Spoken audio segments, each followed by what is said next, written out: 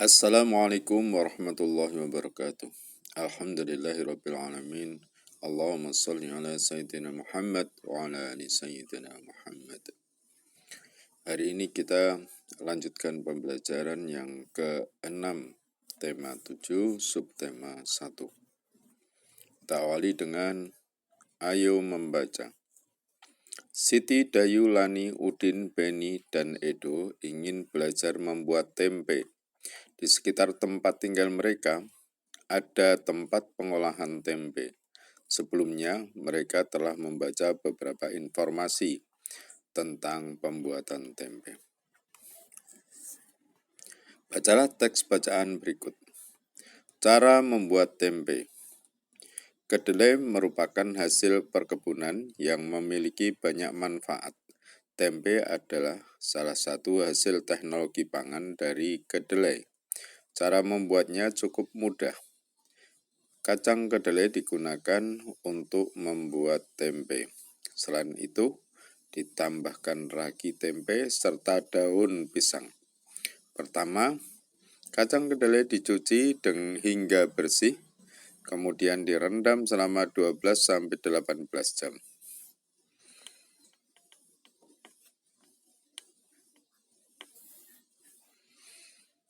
Kacang kedelai dicuci hingga kulitnya terlepas. Lalu, kacang kedelai dikukus atau direbus hingga empuk.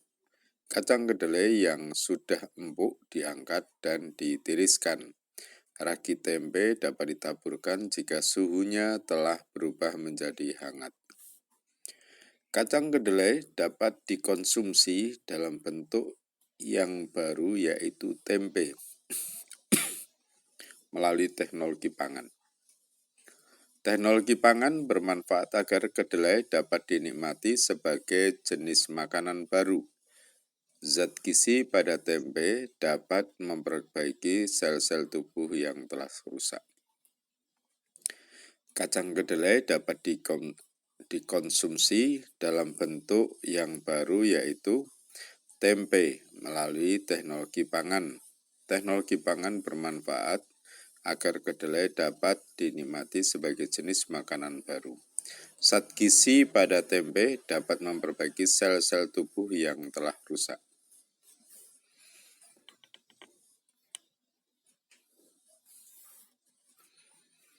Ayo berlatih. Amati teks pada paragraf terakhir. Apa manfaat teknologi pangan terhadap hasil panen kacang kedelai? Uraikan di bawah ini. Lengkapi kalimat di bawah ini. Gunakan kata-kata dalam kotak untuk membantumu. Tempe merupakan salah satu makanan yang diolah melalui pangan ya. Ini teknologi misalnya ya. Pangan.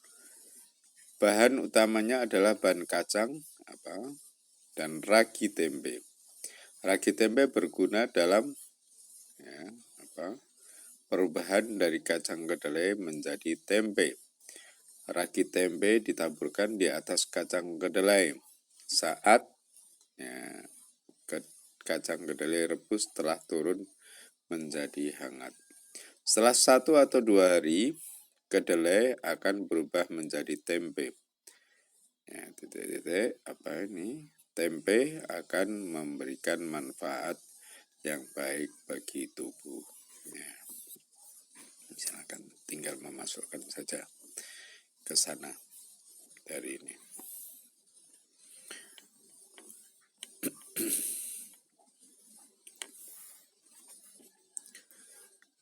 Ayo mengamati. Siti, Dayu, Lani, Udin, Edo, dan Beni ikut serta membuat tempe. Mereka bekerja sama menyiapkan proses pembuatan tempe. Udin dan Edo menyiapkan kompor dan panci. Dayu mencuci kacang kedelai dibantu oleh Lani. Siti dan Beni bertugas merebus kacang kedelai. Siti harus mengisi panci dengan air. Panci yang tersedia berukuran besar. Gelas untuk menuang air berukuran kecil. Siti menghitung banyaknya gelas berisi air agar panci terisi sampai penuh. Berapa ini gelasnya? 1, 2, 3, 4, 5, 6, 7, 8, 9. Satu panci terisi penuh air setelah dituang 9 gelas satuan. Artinya volume satu buah panci setara dengan 9 gelas satuan. Ya, ini ukuran tidak baku ya. Satu panci ini isinya adalah 9 gelas satuan. Ya.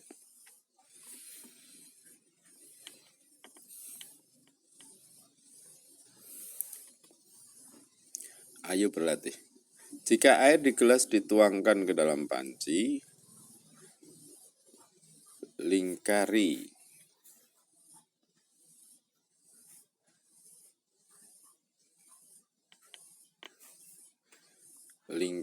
volume air yang lebih banyak. 3, terus berapa ini? Berapa? Coba kalian lingkari yang lebih banyak.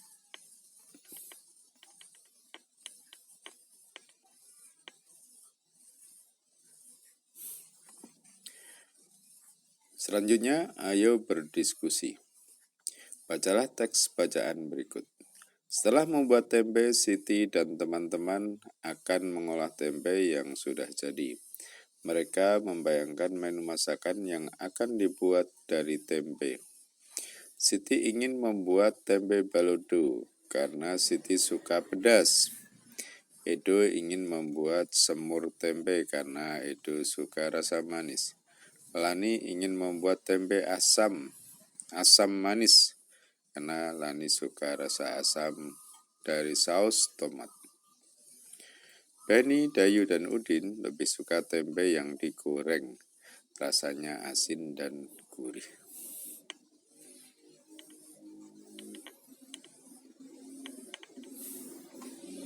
Siti memaksa ingin membuat tempe balado. Demikian pula Edo tetap bertahan ingin membuat semur tempe. Karena tidak ada yang mau mengalah, ambil saja tempe tidak jadi diolah. Keinginan setiap orang berbeda-beda. Jika setiap orang memaksakan kehendak, akan terjadi pertengkaran. Akhirnya Siti dan kawan-kawan berdiskusi untuk menentukan jenis masakan yang akan dibuat. Siti tidak ingin memaksakan kehendak. Siti paham bahwa tidak semua orang suka pedas. Siti memiliki tenggang rasa terhadap teman-temannya. Begitu pula Edo dan Lani, mereka tidak memaksakan keinginan pribadi. Dari hasil diskusi, semua sepakat untuk membuat tempe mendoan. Perbedaan sifat dan kebiasaan dapat menimbulkan pertengkaran jika tidak ada yang mau mengalah. Sikap itu tentu saja tidak baik. Perbedaan sifat dan kebiasaan tidak akan menjadi masalah jika bertoleransi terhadap sifat dan kebiasaan orang lain. Tenggang rasa adalah sikap mau memahami keadaan orang lain. Diskusikan dengan temanmu mengenai hal baik dan tidak baik yang mungkin terjadi jika terdapat perbedaan sifat dan kebiasaan dari tiap orang.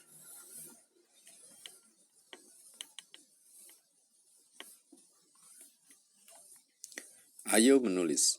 Amati hasil diskusi mengenai berbagai akibat dari adanya perbedaan sifat dan kebiasaan pada setiap orang.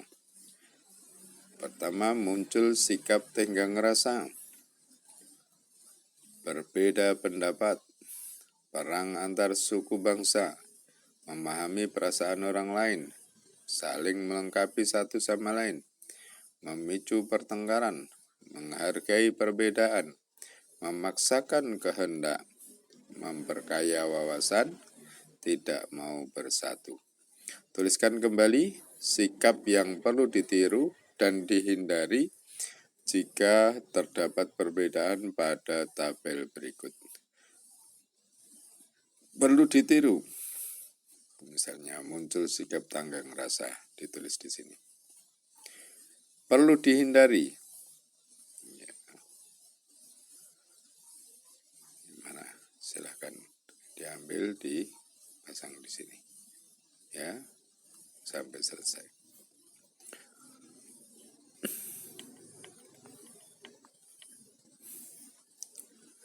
Sikap yang perlu ditiru memberikan akibat yang positif atau baik.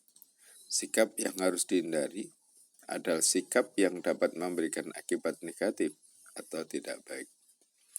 Kegiatan bersama orang tua. Orang tua membimbing Ananda untuk berdiskusi mengenai contoh-contoh sikap positif dan negatif dalam kehidupan sehari-hari. Demikian pelajaran hari ini. Selamat belajar. Billahi taufiq wal hidayah wal afu minkum. Wassalamualaikum warahmatullahi wabarakatuh.